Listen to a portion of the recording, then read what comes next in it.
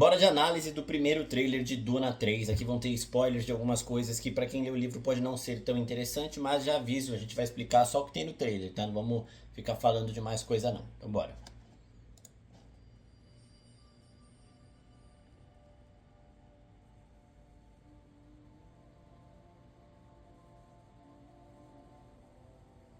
If we have a girl, what will we name her? Her name should be Ganima. She would need to be strong, like her mother.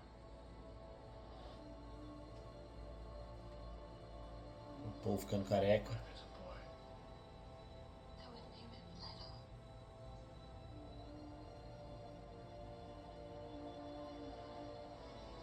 So he would have the wisdom of his grandfather. Então aqui, ó, o primeiro ponto já pra gente explicar um contexto. Vão se passar 17 anos do segundo filme para esse terceiro. Vai mostrar as consequências da guerra que o Paul Atreides iniciou no final do segundo filme, contra o Imperador e tudo mais. E as cenas de 17 anos depois, eu acredito que vão ser as cenas que ele tá careca. Essas cenas que ele tá com o cabelo aqui, talvez elas mostrem o caminho até o momento, até esses 17 anos, né? O meio tempo entre esses 17 anos. Então ele sonhando com a Shani em relação aos filhos que eles podem ter, já pensando no nome e tudo mais. Talvez o Denis Villeneuve ele mostre esse caminho no começo do filme para depois explorar nos atos 2 e 3 o desfecho depois desses 17 anos. Uma coisa interessante também é que o segundo livro, né, o primeiro livro adapta os dois filmes, Duna Parte 1 e Parte 2. Este, o terceiro filme, é o segundo livro. E ele é um livro meio que dá pro Denis Villeneuve tomar uma liberdade própria, sabe? O livro não dá um final definitivo ali, não explora uma história mais factual, direta ali, sabe? Então o Denis Villeneuve ele pode criar as coisas que ele quer. Ele já no segundo filme mudou algumas coisas em relação a Shani e aqui ele pode continuar mudando. Claro que tem alguns pontos aqui que a gente sabe que vem direto das páginas, mas sim, o Denis Villeneuve falou que essa é a conclusão. Se ele vai concluir o arco do Paul Atreides, ele vai tomar as suas próprias liberdades criativas, o que me deixa muito empolgado também para o que ele vai fazer nesse filme. Né?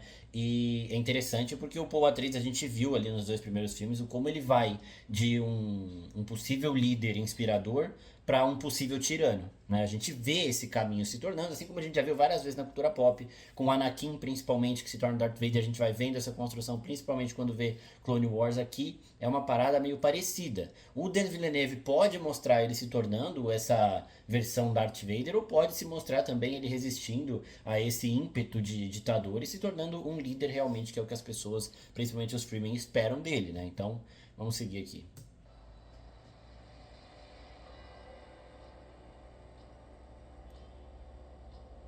War feeds on itself. Isso daqui, ó, é momento de guerra durante esses 17 anos. Uma guerra que o Paul Atreides comandou os Freemen e os exércitos dos Atreides aí, os aliados dele, que causou assim uma destruição em massa meio bizarra, tá ligado? São bilhões de mortos, são centenas de planetas destruídos, algumas religiões que vão pro ralo, assim, elas desaparecem.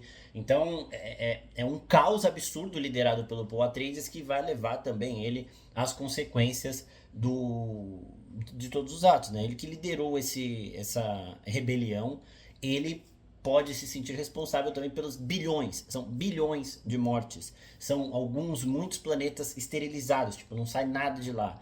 E isso também irrita muita gente, né? Porque o Paul Atreides liderando aí gera problemas não só para as Bene Gesserit, né? Que são aquelas bruxas lá que criam as profecias e tudo mais. A mãe dele é uma dessas, só que ela foi contra, ela foi para um caminho próprio e ela gerou o Paul Atreides e não era para ele ser gerado. Então, assim, isso é bom a gente lembrar também. O Paul Atreides ele é visto como o Salvador, o Messias, que vem para salvar todo mundo. Tanto que o segundo livro chama Duna Messias, né?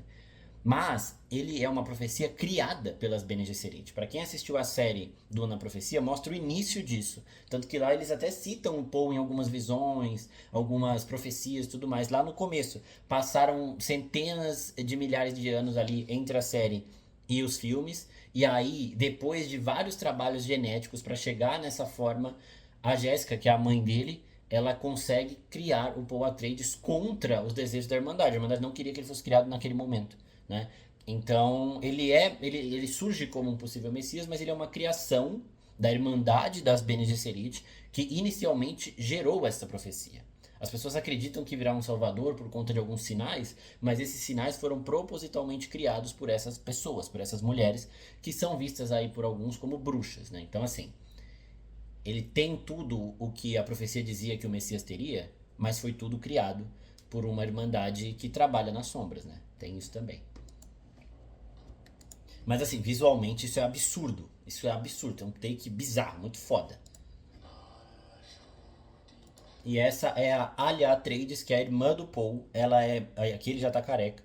Então, vamos passar os 17 anos. Pra quem não lembra, no segundo filme o Paul falava com o bebê que tava na barriga da mãe dele. É ela, ela aparece rapidinha em uma visão. É a Anya Taylor-Joy. Então, assim, é mais uma das atrizes da nova geração, das top ali, que entra no filme. Já tinha a Florence Pugh, já tinha a Zendaya, já tinha o Timothée Chalamet. Agora tem também a Anya de vez no papel ali. Ela faz uma ponta que ela entra de vez. E tem também o Robert Pattinson. Então, é um elenco bizarro. Olha o tanto de morte, mano. Tipo, é bizarro. Where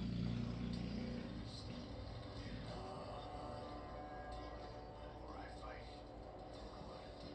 more enemies fight back. Ele fala que a guerra, em outro momento do trailer, ele fala que a guerra se alimenta dela própria. Quanto mais guerra tem, mais guerra terá, né? E aqui é a princesa Irulan, que no final do segundo filme o Paul pede ela em casamento ali pra fazer uma, para ter meio que o império na mão dele, achando ele ficar puta e tal. E ela faz parte das Bene Gesserit, né? Ela está tramando junto com as Bene Gesserit. Isso é uma parada legal, porque o Paul Atreides, ele tá comandando essa guerra, ele não tá conseguindo terminar essa guerra, e tem muitas pessoas que ele acha que estão do lado dele, que estão tramando contra ele. Ela é uma dessas. A organização das Bene Gesserit também, porque ele não deveria ter nascido, e tem outras organizações poderosas que também estão fazendo isso. A galera mercantil que cuida da especiaria, que é a fonte principal de riqueza de Arrakis, eles também estão incomodados com o Paul Atreides. Os Tleiaks, que são uma espécie aí de manipulação genética e criação de diversos tipos de seres aí, eles também estão contra o Paul Atreides. E esses Tleiaks, eles foram mais mostrados também na série. Nos filmes eles nem falam nada sobre eles até o momento. Mas nesse terceiro filme vai ter, então até acredito, eu falei isso no React, na época, eu falei isso no filme que eu tava, eu falei isso no videozinho que eu tava analisando os pôsteres, que aqui a gente vai ter um dançarino facial, que é uma dessas criaturas criadas pelos Tleiaks, que são as pessoas que podem mudar de rosto. Este é o personagem do Robert Pattinson. Então tem muitas organizações perigosas e poderosas contra o Paul Atreides, por isso que ele não consegue terminar a guerra nunca. Olha o Robert Pattinson aí. I'm doing the best I can to protect my family. Alia. Mano, essa treta dos Freeman contra esses samurais aí, muito foda, com o Paul gritando ao fundo, um grito de guerra, é animal. Também mostra os dois lados do Paul Atreides, né? No começo ele tá cantando um linar aí, imaginando os filhos que ele pode ter com a Shani, que é quem ele realmente ama. E depois ele começa um grito de guerra muito foda. O segundo filme tem uma das cenas mais absurdas que eu já vi no cinema, que é do discurso do Paul Atreides, né? Quando ele se revela ali, o Lisan al-Gaib. Então, mano, porra, esses gritos de guerra dele inflam os Freemen, inflam os exércitos dele, e aí a gente vê essa pancadaria. Sempre bom lembrar que os Freemen também são um dos guerreiros mais letais de todo o universo, né? A gente tem os Sardaukar, que são a força militar do Imperador, que são muito foda, mas os Freemen, eles são ali, eles sobrevivem na parada mais hostil possível ali de Arrakis. Então eles são muito forjados na batalha, sabe? Forjados no sofrimento e tudo mais, são muito foda também. Personagem do Javier Bardem. Your father never started a war. Vocês vão lembrar que o pai dele é o Leto Atreides, né? O personagem do Oscar Isaac, que no começo a Zendaya fala que se tivesse um filho se chamaria Leto também, pra ter a sabedoria do pai do Paul. O pai do Paul Atreides, sempre bom lembrar que ele sempre evitou esses grandes conflitos. Ele sabia que era possível de se criar tal, mas ele sempre evitou, né? Por isso que eles falam aqui. Seu pai nunca começou uma guerra, por mais que ele tivesse motivos, por mais que o Império estivesse conspirando contra os Atreides e ele soubesse disso, ele sempre tentou evitar uma guerra. O filho dele não. Olha isso, mano. Isso daqui é a Alia Atreides, a irmã dele. Ela tem meio que um culto pra ela. O Paul Atreides é visto como Messias. A irmã dele que falava com ele desde a barriga da mãe, ela também tem ali uma parte dela desse culto todo. E ela e o Paul, eles são muito juntos. Ela, inclusive, ela é meio que fissurada no irmão. ela admira muito ele e ela faz tudo que ele quiser, por mais por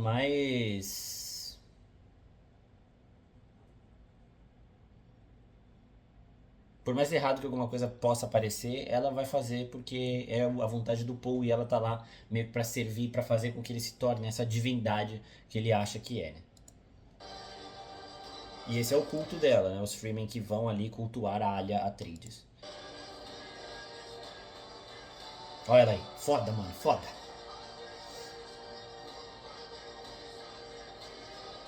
E aqui nós temos Duncan Idaho, mas não é ele especificamente. Aqui é um corpo reanimado, uma espécie de clone do Duncan, que foi feito pelos Tleilax, chama Riat, que ele foi feito principalmente para tirar o Paul do lado racional dele, né? Para deixar o Paul mais emocional, porque para quem não lembra, o Duncan ele era o mentor do Paul, ele vai conhecer os Freemen, ele morre enfrentando o Sardaukar e ajudando o Paul a fugir. Ele era um guerreiro absurdo, muito foda.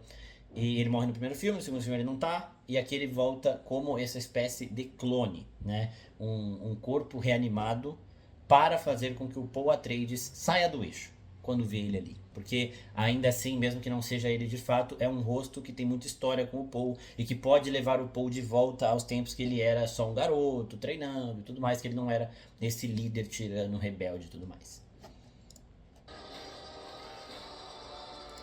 E ele tá treinando aqui com o Paul. Tá treinando aqui com o Paul, né? Então ele vai se aproximar do Paul e aí talvez também faça parte de alguma conspiração futura, assim.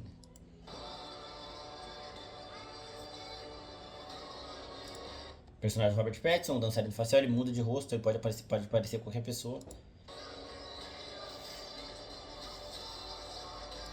Esse é o momento que os Tleilax eles ajudam, eles conspiram aí para lançar uma bomba em cima das forças do Paul Atreides e que deixa o Paul Atreides cego. A partir desse momento ele fica cego. A gente consegue ver nos pôsteres que ele tá com o olho bem azulado, assim, aqui tudo machucado, né? Então ele fica cego aí nesse momento. Só que ele continua conseguindo ver porque ele faz uma parada lá com as visões que ele tem e tudo mais. Ele vê, mas não vê tipo um demolidor, tipo o Neo na Matrix e tudo mais, né? Mas ele enxerga sem enxergar de fato depois desse momento. Mas é aquela parada também de um visionário, de um messias, que não precisa ver para saber o que tá acontecendo, para saber o que fazer, né? Isso ainda não mata ele e engrandece ainda mais a mitologia gerada em torno do Paul Atreides. E aqui é depois disso, né? Olha as massas que ele controla. Olha o tamanho das forças que seguem cegamente o Paul Atreides, né? Tem isso também, né? Tem essa relaçãozinha.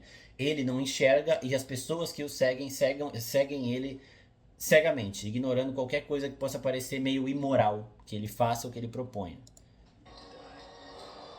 Foda, mano.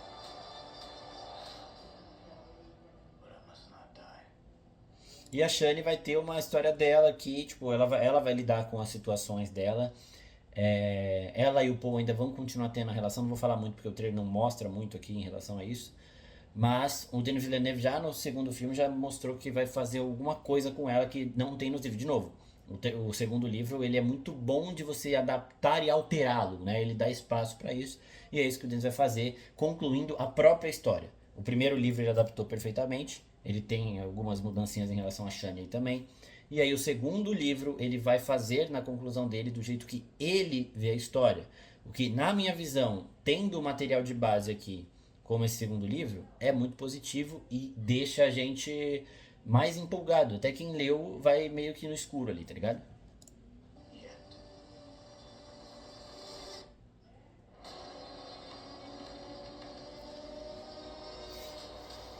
Olha esse elenco, velho.